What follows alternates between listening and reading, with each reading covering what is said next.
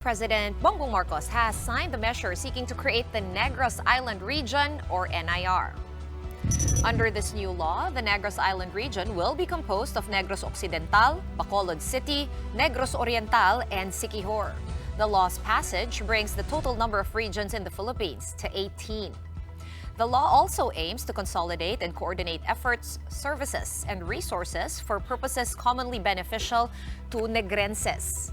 In his speech, Marcos said that the formation of the Negros region will improve access to government services and address uneven growth. This union is long overdue and makes very practical sense, especially in the Negros Island, where people are located on one island but are governed under separate administrative regions. So for decades now, Negrenses have endured the rigors of sea travel, unnecessary expenses, bureaucratic red tape, inefficiency that this arrangement has brought. Equally glaring is the uneven growth and the disparity of funding between the two provinces, which share many of the same natural resources and industries, such as sugar, tourism, renewable energy. All right, let's hash out this law further with Senator J.V. Ejercito, who's the sponsor of the Negros Island Region bill. Good evening, Senator. Thanks for joining us again tonight. Yes, good evening, Regina, Gretchen, and Sean. Nice to be back here again. Wait lang, bago tayo magsimula doon sa seryoso, tanong muna natin reaction ni Senator doon sa pag-inom ni First Lady, doon sa wine glass ni Senator Cheese. Normal lang ba yun, Sen? Siyempre, party naman. Ano basa niyo doon? Well, I think it's just normal among friends. Again, if we had a long day, I guess it was a long day. It started early in the morning, then ended with the Bandi Honor in the afternoon. So sometimes if I see a friend like if you just want drink, take a drink, you just take a sip. Good friends do that, so I don't think it's should be a big deal. Sabi ko sa inyo It's really so no, I'm all Good for it. friends. Good friends do No, that. I'm with you. I'm with you. Exactly. it's really just social media, isn't it? It's social media likes to make It's all of us wanting to make an issue. likes to make a mountain out of a molehill. Senator, Negros Island Region bill. You're the sponsor for this, and I know in the past you've said that this should spark economic expansion in the region, also allow for timely government services. What's the big dream here? What's the vision? Well, the rationale for the creation of the Negros Island region is it will usher a unified and coordinated island development planning. It will, and hopefully, it will accelerate the economic transformation of Negros and Siquijor. And second, it is intended that to bring in improve the efficiency in the delivery of government services, because Negrenses and Siquijornons will no longer have to cross the seas, to reach the respective government regional offices for transactions and services. Because just to give an example, if you are in Bacolod or Negros Occidental, the regional offices are located in Iloilo. So you have to cross by ferry to get to the regional offices in Iloilo City. If you are in the other side, in Negros Oriental, like Dumaguete, for example, you have to cross, take a Roro going to Cebu, south of Cebu in Santander, and then take a 2 to 3 hour trip going to Cebu City proper. So it hopefully with the creation of the region, it will make services more accessible and more efficient. And not only that, for peace and order, there will be one police regional office, military as well, and as well as tourism development. It will now be coordinated this time. So it's difficult because if it's bad weather, people from Negros, Occidental, Oriental cannot anymore go and transact business or seek services in the regional office. So that's the rationale behind the creation of the Negros Island region. Weird nga naman kasi yung isa nasa Region 6, yung dalawa naman nasa Region 7. But there were apparently some opposition to this, Senator JV, no? Particularly residents of Siquijor and Dumaguete. Ang sabi nila, hindi daw sila na-consult. Would you know, ano ba yung mga pinaka-biggest complaints nila against the formation of this new region, if any? Well, that is not true because we've had 3 committee hearings and the stakeholders were invited. Of course, the provincial officials were invited as well. And Sean, Regina, and Gretchen, the counterpart measure were filed by all of the representatives. So we were just recipients of the transmittal from the House of the Negros Island region. Although we had the similar measure that was filed by former Senate President Mig Zubiri, but it's all of their representatives, no, from both Negros Occidental and Oriental filed similar measures creating the Negros Island regions, and probably it's because already of the inconvenience brought about by having to cross, no, to cross Iloilo, to cross Cebu province, going to Cebu City. So, and also there will be in this law, there will be no regional center. No, regional office were distributed evenly in the provinces. No, that the Negros Island region will composing the Negros Island region. Senator, just taking a look at the map, it seems commonsensical, I mean, to do this. Yeah. Because you're uniting one island, making everything more efficient, easier. But why do you think it took so long? Because I'm reading now, it seems the proposal to unite the 2 Negroses was there since the 1980s. And actually, President Aquino already signed EO number 183 in 2015 na nirevoke ni President Duterte noong panahon niya with EO 38, citing the high cost in doing this, 19 billion pesos given by Benjamin Jokno. I mean, what is with all of, what can't we not see? Why did it take so long? I think to get this also, passed? added to that, no, ano ba yung cost? Like, for example, now, do we really have to spend 19 billion plus interest to today's currency? May ganun po bang cost implications ang pag-unite ng mga isla into a single region? Well, definitely there will be cost, no, because we are creating a new region, but it will not be that because we will take some from the budget of the current regional offices. But just to refresh, because this has been a while. According to DBM estimates, the cost of setting up one regional office will cost about 42 million annually, no? And the estimated amount of 1.2 billion annually should be set aside for Negros Island region for the next 3 years, no? So hindi naman po ito 19 one billion. shot 1.2 billion. So it will be tranches?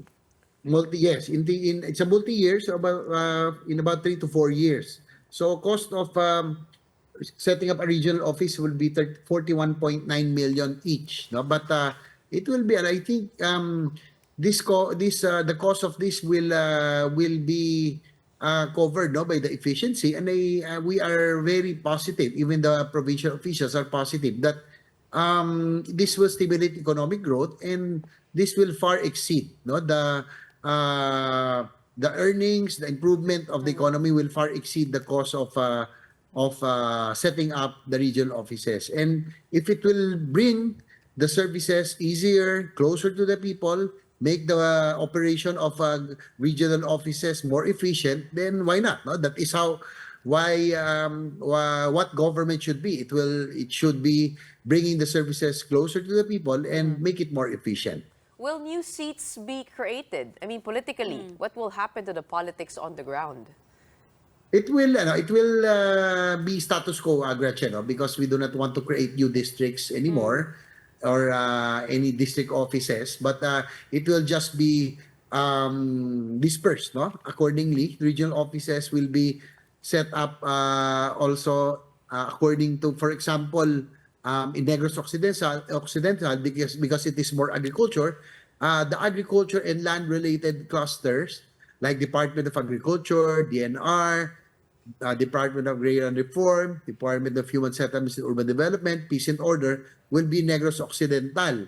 And the tourism, no, the human development cluster like TESDA, Department of Education, Department of Health, Commission on Higher Education, I think tourism, no, will be in Negros Oriental. So it will be there's an even, I would say there's an even distribution of regional offices. So wala pong labangan dito, and both were approved by both provincial governments. So both governors were present also when we were discussing the distribution of the regional offices. And I guess following what you just said, Senator, wala ring impact kung matuloy na yung Mandanas ruling?